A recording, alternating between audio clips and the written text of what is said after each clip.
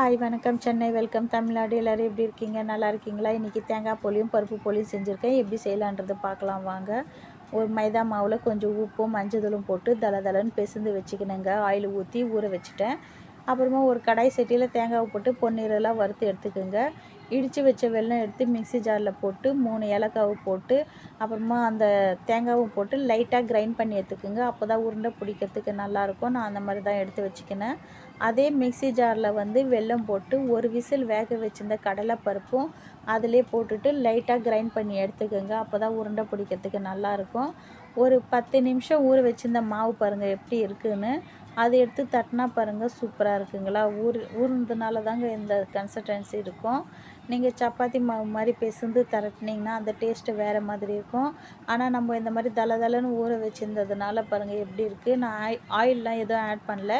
அதில் இருந்த ஆயிலே தாங்க தட்டி தவாவில் போட்டு சுட்டு எடுத்தேங்க. சும்மா லைட்டாக உங்களுக்கு வேணும்னா ஆயில் ஆட் பண்ணிக்கோங்க. இல்லைன்னா அதே மாதிரி சுட்டு எடுத்துக்கோங்க. ஏன்னா தேங்காய் நம்ம வறுத்து எடுக்கிறதுனால ஆயில் கொஞ்சம் தெரியும் நம்மளுக்கு. அதனால் நான் அந்த மாதிரி பொன்னிறமாக சுட்டு எடுத்துட்டேன். அப்புறமா அதே மாவில் வந்து கடலைப்பருப்பு பூரணத்தை எடுத்து அதில் வச்சு நல்லா தட்டி எடுத்து அதில் வந்து உங்களுக்கு கீ வேணும்னா ஆட் பண்ணிக்கோங்க. நான் கீ தான் ஆட் பண்ணேன்.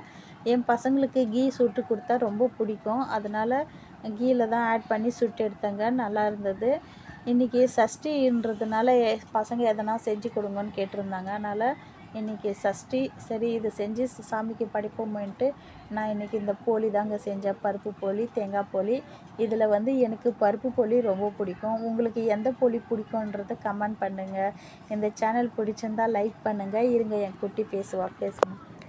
லைக் பண்ணுங்கள், ஷேர் பண்ணுங்கள். பாய். தேங்க்யூ, பாய்.